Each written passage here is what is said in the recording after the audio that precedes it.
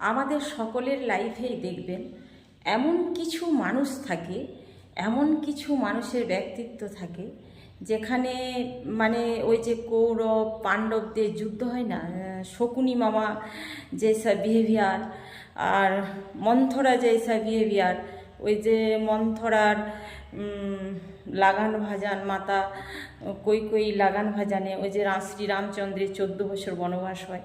তো আমাদের প্রত্যেকের জীবনে এরকম কিছু মানুষের ক্যারেক্টার থাকে। কারো হয়তো মামা রূপী থাকে, কারো মামা শ্বশুর রূপী থাকে, কারো ভাসুর রূপী থাকে, কারো যা রূপী থাকে, আবার কারো কারো ভাগ্য খারাপ হলে সমস্ত ক্যারেক্টার এক জায়গায় পেয়ে যাবেন আপনি, এক জায়গাতেই। তো আমাদের মেয়েদের জীবন আমরা যতটুকু মানে বাবার বাড়িতে থাকি, বাবার আন্ডারে থাকি, বাবা এটা চায়, বাবা ওটা চায়, এটা খাবো না, আজ এই সবজি খাবো না, আমাদের লাইফটা মেয়েদের জীবনে না মানে ওইটুকুই সীমিত। কারো হয়তো 18 বছরে বিয়ে হয়েছে, তো সেই জীবনটা সঠিকভাবে ওইটুকুনি বেঁচেছে, সে জিয়েছে। মানে 18 বছরের মধ্যে হয়তো 10-12 বছর তার জ্ঞান হওয়া অবধি চলে যায় ঠিকঠাক সঠিক, ওই 6 বছর সে জীবনটুকু বেঁচেছে।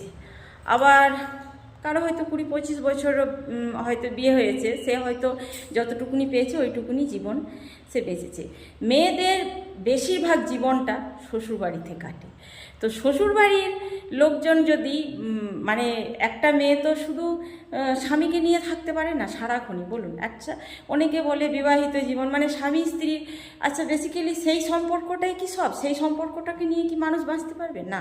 তাহলে বিয়ের সময় পরিবার দেখতো না, ফ্যামিলির লোকজন দেখতো না, কারণ সে কতটুকু স্বামীর কাছে সে কতটুকু থাকবে।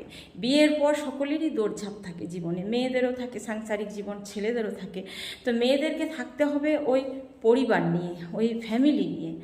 তো সেই ফ্যামিলিতে ওই যদি শকুনি মামার মতো কিছু ক্যারেক্টার থেকে যায়, মন্থরার মতো কিছু ক্যারেক্টার থেকে যায়, তো সেই মেয়েটার জীবন কিন্তু বেঁচে থাকা একেবারে মানে কি বলবো দুর্বিষহ হয়ে ওঠে, দুর্বিষহ। তো এদের মূল বক্তব্য কি হয়, এরা যে কোনো ওই শকুনি মামা মন্থরা যায়, এদের যে কোনো দোষ মানে সেই যাকে দেখতে নারী তার চলন বাঁকা, চোখের বালি যাকে করে নেবে মানে সমস্ত দোষ তার মাথায় থোপে দাও, সমস্ত দোষ গিয়ে তার মাথায় থোপে দাও। যা করেছে ও করেছে, যা করেছে সে করেছে। কেউ কেউ কী করে মানে হয়তো কথা বলবে না, মানে এমনও করে। আর কেউ কেউ কারো মানে কীরকম বিচার হয়, যা করেছে ও করেছে, ওকে একা ফেলো, ওকে একা করো।